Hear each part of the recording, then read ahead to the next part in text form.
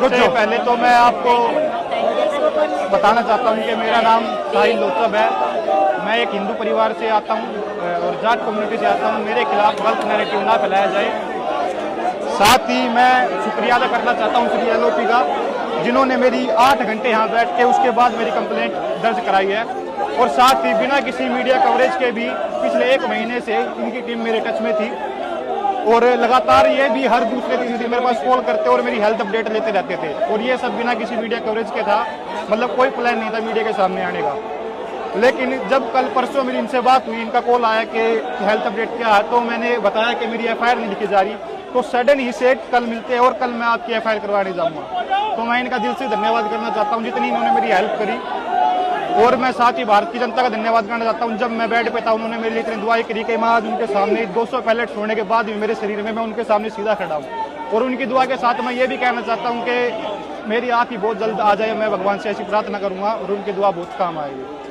साहिल, जीत किसकी हुई? आप क्या जानते हैं? जीत आपके जीत न्याय की हुई है। ये एफआईआर न्याय की तरफ एक और कदम है मेरा, जो पहला कदम है। पर मेरे को खुशी से ज्यादा दुख भी है कि एलओपी के होने के बावजूद भी 8 घंटे लग गए कंप्लेंट लिखाने में, जबकि मैं खुद गवाह खड़ा हूं। मेरे शरीर में 200 से ज्यादा छर्रे, उसके बाद भी मेरी एफआईआर को 8 घंटे में लिया गया। और शायद ये ली भी ना जाती अगर एलओपी मेरा साथ न देते तो। 14 अगस्त से मैं एफआईआर के लिए घूम रहा हूँ ठीक होने के बावजूद भी, लेकिन 7 से 8 दिन के बाद मेरी एफआईआर ली गई है। उम्मीद थी आपकी एफआईआर रजिस्टर्ड होगी जब ये बात हुई और आप यहाँ आए, सुबह जो पुलिस ये कहा उसके बाद? नहीं, मेरे को विश्वास था जी एलओपी आगे तो कंप्लेंट तो होनी है। ये विश्वास भारत के हर छात्र को मैं यही कहना चाहता हूँ कि आपको विश्वास रखना, आपकी आवाज को कोई नहीं दबा सकता जब तक ऐसी जननायक भारत में है। तो मैं साथ ही एम्स के डॉक्टर्स का भी धन्यवाद करता हूं जिन्होंने मेरी बहुत हेल्प करी। अपने जब मैं उनके पास जाता तो मैं आपके साथ अपना पर्सनल जो एक्सपीरियंस शेयर भी करता हूं कि जब भी मैं उनके पास जाता तो वो कहते कि we are proud of you, जिससे सुन के मेरा हौसला और बढ़ता। तो मैं उनका भी धन्यवाद करता हूँ। बस आप कुछ कहेंगे? सर का धन्यवाद करना चाहूँगी, इन्होंने हमारी इतनी मदद करी, हमें 8 घंटे के यहाँ बिठा रखा। ये नहीं होता तो हम आपको तो भगा देते। ये गए थे हमारे साथ, इन्होंने काम किया है, इन्होंने करा। 14 तारीख से घूम रहे हैं हम। 14 तारीख को हमारे को 4 थाने में हटाया, फिर क्राइम ब्रांच में भेजा। ये हमारे साथ थे जब भी हमारी एफआईआर नहीं लिखी थी। आज ये आए हैं तो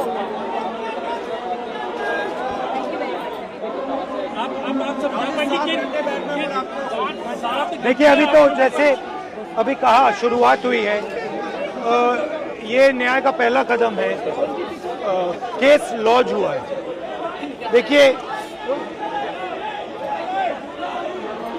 कितने दिन हो गए टोटल जब से आपको ये गोली लगी? 20 जुलाई को हुई थी। आज 1 महीना हो गया। 1 महीना हो गया। छर्रे शरीर में है, 3 छर्रे आंख में है। आंख से इनको दिखाई नहीं देता है। 3-4 छर्रे दिल के पास है। साफ दिख रहा है कि एक युवा के साथ अन्याय हुआ है। और तब भी आज सुबह 11-11:30 बजे हम यहाँ आए। 1 महीने से ये घूम रहे हैं। 11:30 बजे आए, अभी 6:30 बज गए हैं, 6:45 हो गए, तब जाके एफआईआर फाइल किए। अब आप इमेजिन कीजिए, इस देश में कितने महिलाओं का बलात्कार होता है, रेप होता है, कितने बच्चों को मारा जाता है, कितने लोगों को गोली मारी जाती है, कितने लोगों के शरीर में छर्रे होते हैं। ये न्यू दिल्ली, बिल्कुल दिल्ली के बीच में पुलिस स्टेशन है, यहाँ पे न्याय नहीं मिल रहा है।